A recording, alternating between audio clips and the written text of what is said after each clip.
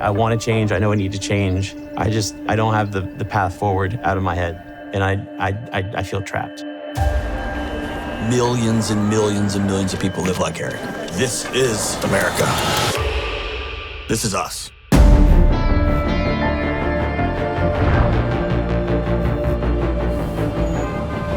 Let's go to Eric right down the street in Nashville, Tennessee. What's up, Eric?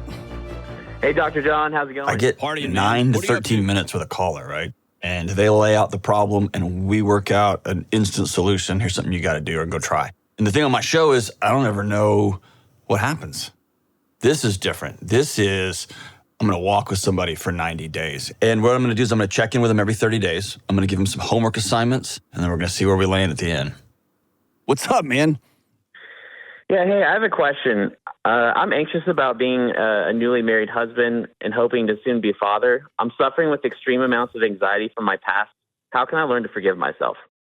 Paint me the full picture here.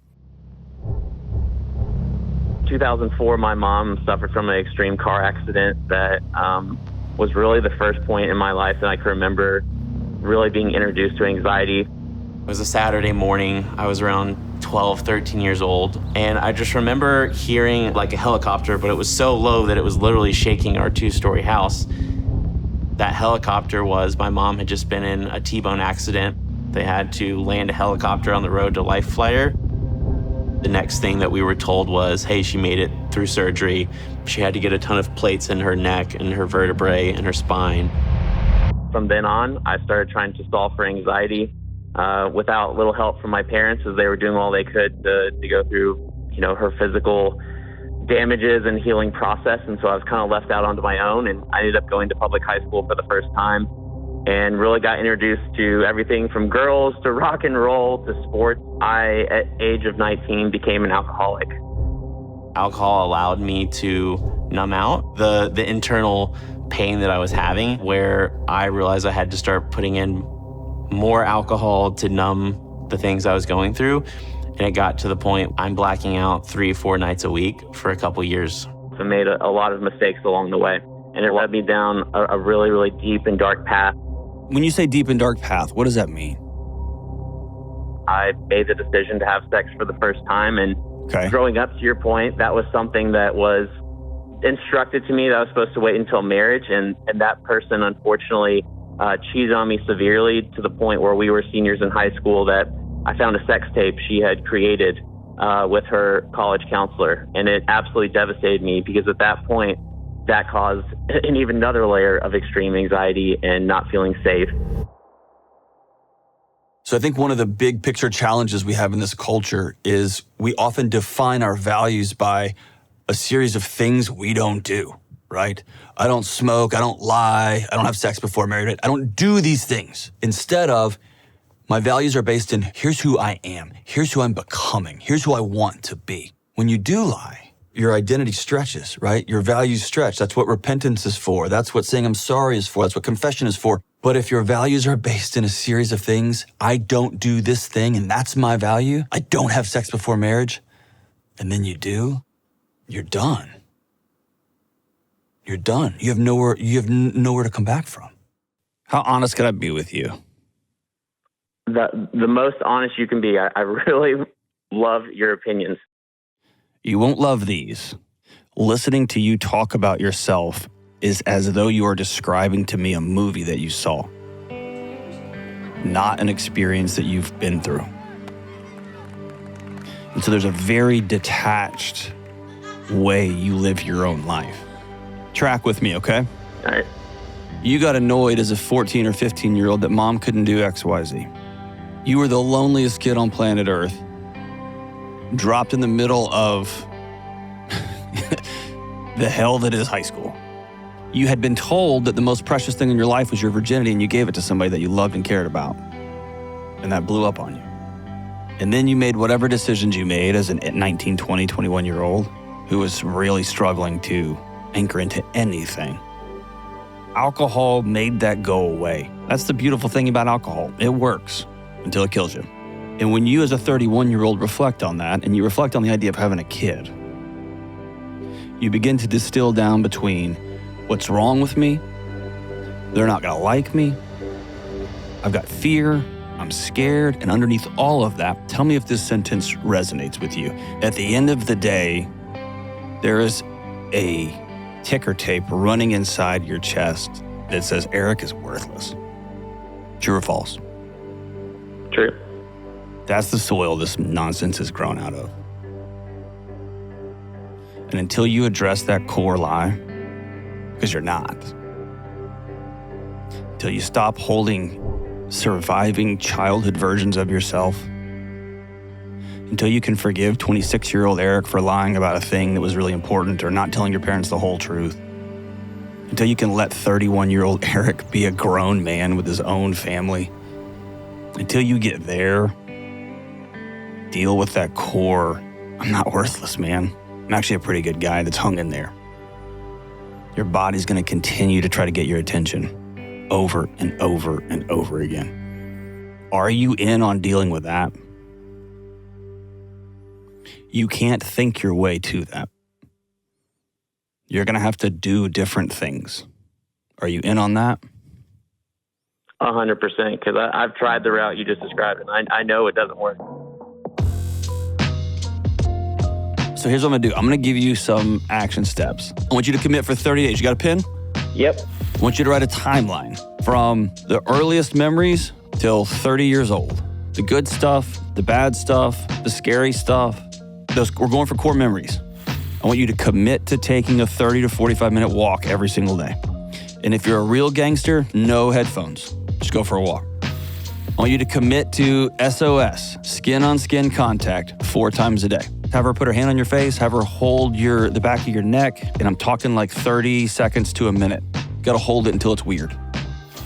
I want you to really aim for 7.5 hours of sleep.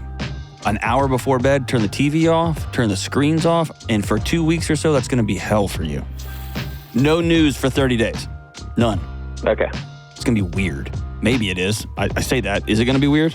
Yeah, because it breaks my current routine if I usually read the news or flip through social media until I fall asleep. But I'm willing to do it. Oh my gosh, that's like setting your face on fire and wondering why it's hot. Yes, but I want you to find somebody who's your age or 5 to 10 years older. And I want you to invite them to coffee. And I want you to, at coffee, say, man, I've just been struggling a lot. I'm newly married, trying to figure out life. We're thinking about starting a family. All right, brother. It's been an honor to talk to you. We'll catch back up soon. Thanks, Dr. John. You got it. That's a young man who either has done some dark stuff. He's done some stuff that hurt people. Or he's a young man who has been trained over a long period of time to hate himself, to not like the guy he sees in the mirror. So one of the main themes of the homework assignments I gave Eric is just trying to get him to turn the noise inside his own head down. And for most of us, that's a terrifying place to be because there's nowhere to hide.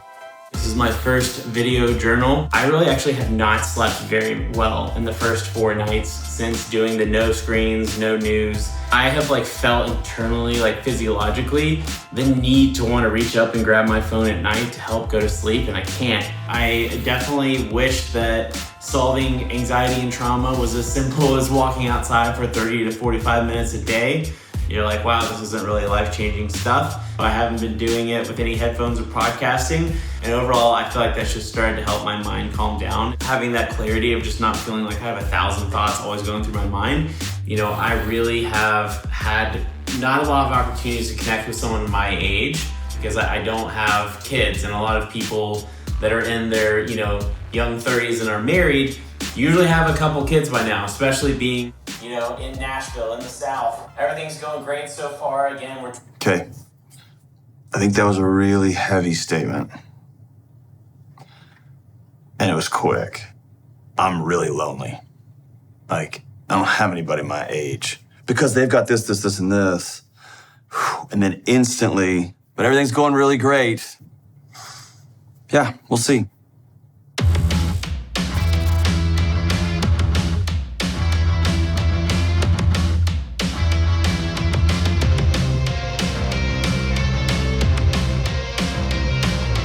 So sweet. All right. Tell me when I'm in the right place. I feel like an observer because so much of the work is just internal work for him. He's very open about his journey with anxiety. My hopes are just continuing with that process and taking the challenges, even if some of them feel like I'm walking 30 minutes a day. What's that going to do? Just the trust the process thing of moving through it and seeing what happens. There we go. Are we rolling? It's good? So tell me what you've experienced the last 30 days, both the good stuff and the bad stuff. Tell me about it.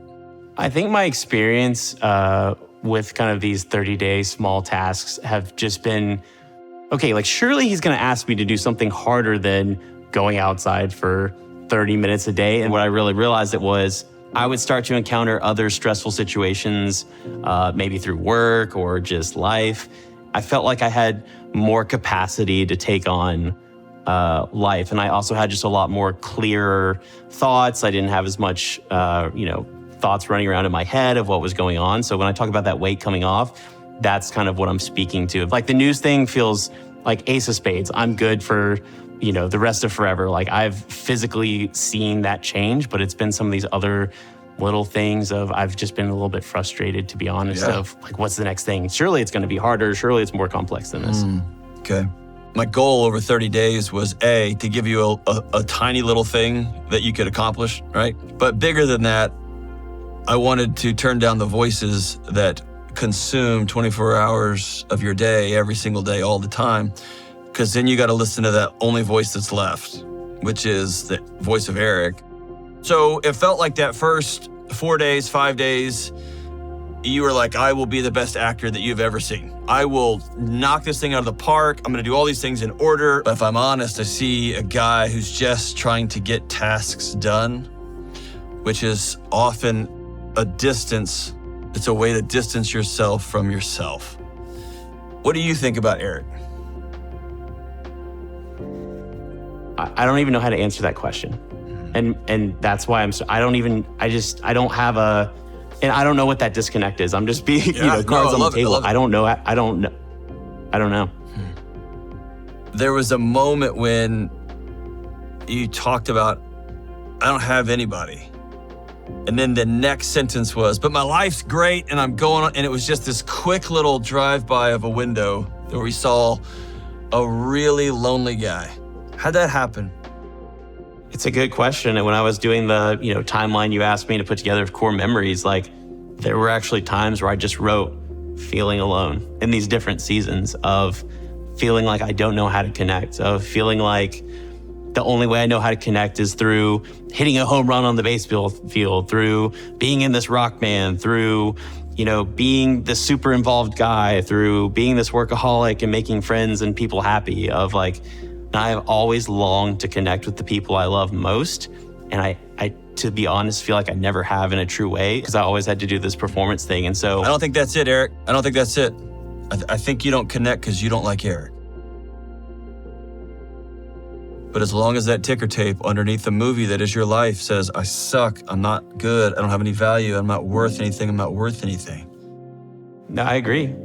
I don't have the path forward out of my head. Like I struggle with that of like, I want to change. I know I need to change. And beyond just doing better, being a more good than more bad, like that's the only path that's like in my head. And I feel trapped. Emily, how does it make you feel hearing Eric talk about himself like that? I mean, I think the most obvious answer is it's like, that's a huge bummer because I see something so different. It feels so contrary to my experience and my knowledge, and every single person that meets him and is like, oh my gosh, like you're wonderful, or like you've taught me this, or you've shown me love in this way. So probably a combination of intense emotions. So before anything good can happen, he doesn't have to fall in love with himself right out of the gate, right? That takes a long time to turn the corner. He doesn't even have to like himself out of the gate. Eric has to believe he's worth being well. Ultimately, my goal for you, my dream for you, and it's going to sound insane, my dream for you is peace. Because here's what's going to happen. You'll have a kid and there will be a complication, or mom's going to get cancer at some point. Mom will get sick at some point. life will happen, right? And so it doesn't inoculate you from those things, but it does give you a foundation that you've never experienced before so that you can be whole when those things hit. So for whatever it's worth, I'm proud of you up to this point. It's awesome. I'm gonna go back to the things I asked you to do last time. So I want you to continue with walking every day. I want you to keep the skin-to-skin contact. Obviously, keep sleeping. I think you're a moron if you turn the news back on, but knock your lights out. I think that'd be stupid to do. All right, here you go. Here's your new assignments. I want you to take that dude out for lunch again. It's gonna be real easy for y'all to roll back into, hey, what's up, bro? Colleagues. Y'all gotta go to lunch again, okay? Tell me about your family. Once a week, you've gotta have somebody over to your house, you and your wife. And you have to have at least one laundry basket in the living room with stuff in it. This isn't a Pinterest. This is just having people in our house. Y'all are going first. I want you to find a picture of you when you were in elementary school, a picture of you in high school, and a picture of you in college. And you have to write each one of those Erics a love letter, telling them how much you love them, sorry for the hell they went through, and how proud you are of them.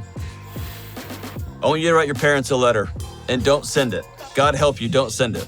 But I want you to be honest. All of it. But there's gonna be two parts to it. Part one is gonna be, here's what y'all did. Negative. And you're gonna have to write another part of that letter is, and thank you for. Because I think healthy living is both and, almost all the time. All right, my brother. Well, congratulations. Stay in school, don't do drugs, all that stuff. And we'll catch up soon, all right? Sounds good. Thank you, Dr. John. All right, man. How do we feel that went? Thought this call was a lot better. Mission accomplished. I felt a lot less stressed. I felt like I just spoke more honestly about the situations at B, and I just feel a lot less anxious than I did after the last call. Man, I gotta give him props. I didn't think he was gonna do any of this stuff. I thought, no, he did it. So, man, that's mad love there, dude. Mad respect. I'm interested to see how the next 30 days goes. Day 32 video journal coming at you. Day 34, what's up? Day 42, day 44. 51 days into this 90-day period and working on living an anxiety-free life. I have the first friend coming over to the house tonight for dinner. My wife makes these amazing things on Etsy. It is absolutely huge. It takes up the entire kitchen, living room of our space. This is definitely the biggest one thing I could leave out, so we'll see how it goes. Reflecting on just the experience of going through and writing the letter to my parents of the things I'm grateful for, the things that I love about them, but also sharing the disappointments, the pain, and it really gives me a lot of gratitude, reflecting on the things they have done positively, especially through the context of seeing how they were brought up and what examples were set. I would love to have an improved relationship, and there's still time left on the clock.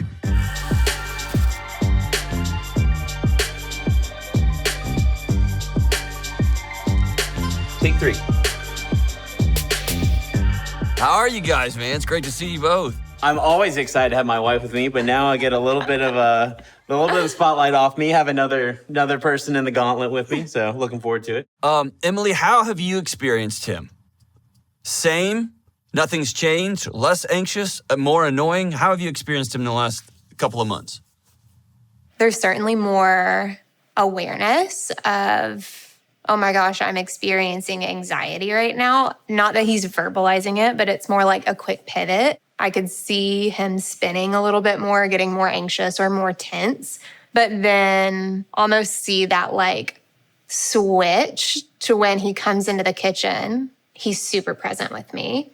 Not bringing the stress and tense, but like leaving it at work. You know this, Eric, but your wife and I met just to catch up, and I can't describe to you how illuminating and awesome that was. The reason it was so great is how wrong I was on some things. I had fallen under the spell of Eric in such a profound way. I also came to believe that you had some deep, ugly darkness in you that wasn't worthy of being loved, and I was trying to find it.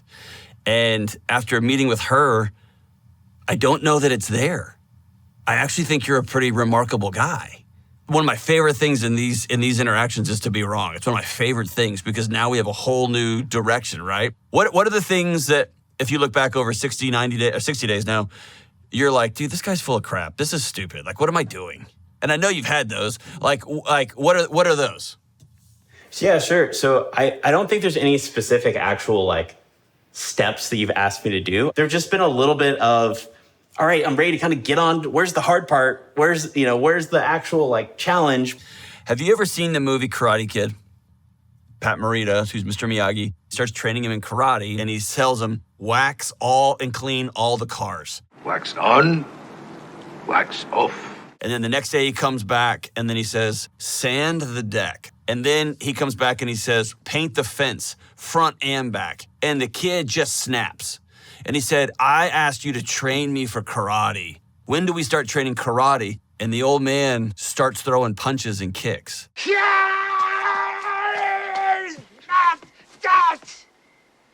And he didn't realize that these things I was doing, it is the magic, right?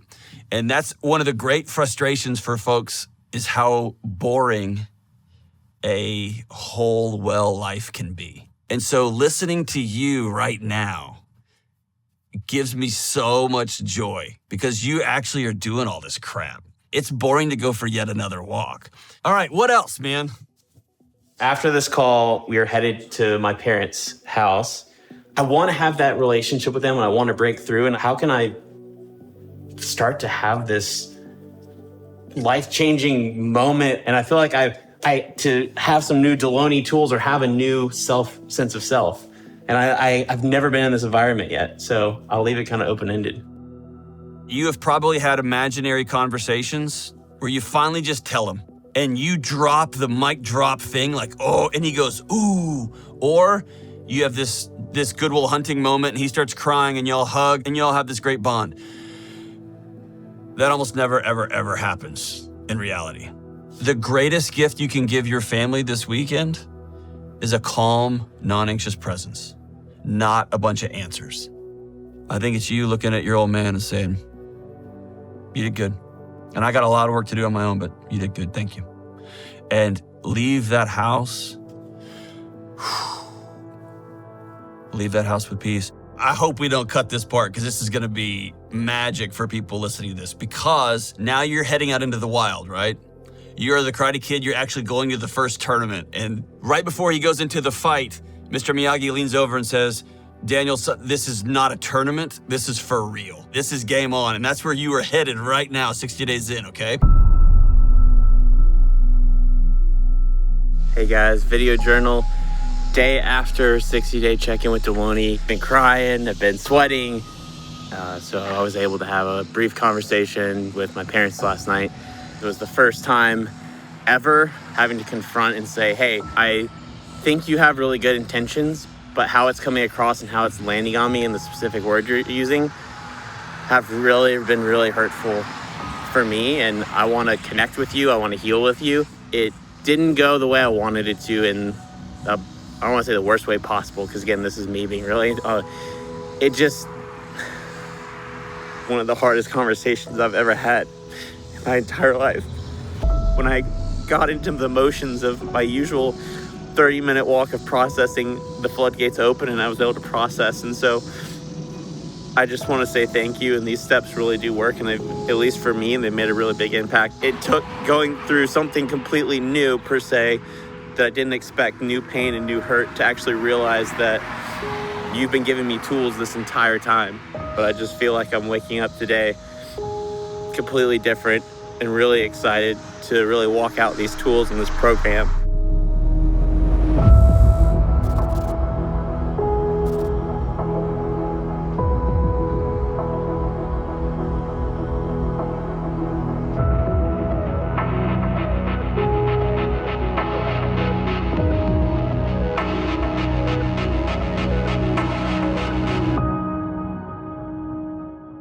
So, like, we talked the last time we talked, and it was like, all right, so you're gonna write a letter, you're gonna do this, you're gonna like hug your dad, just say you did a great job. What did you do?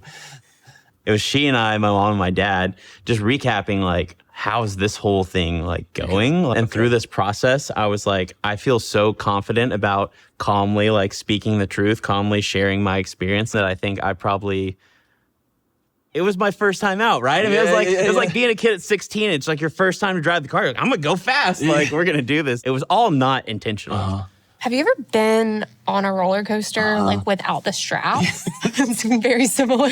Yes. And I spiraled that night. Like, it was that reoccurring inner voice of, see what happens when you speak up. Like, it's all your fault. You're sparring, you threw the first shot. Now you're in it. There's no getting out. And so we ended up having a second conversation. Tell me about that. So so you chose to go back in. Because if I'm you in old man, I'm out. But you chose to go back in. Tell me about that. So the next day we were going to leave to come back. They just said, hey, did you still want to talk to us? And I said, yeah. So we all kind of sat down in a room, like she and I and both my parents. And they said, hey, we want to commit to working through this, whatever that looks like. Yeah, that's huge. 90 days in, 3 months later. Tell me about Eric. I really realized through that experience how much I had changed. I went from being a skeptic of like, have I really changed? Or these steps really do anything? To be like, whoa. You may not know that or experience that. Or like, he hasn't really changed, but my internal world has been flipped through that self-healing process, through your steps.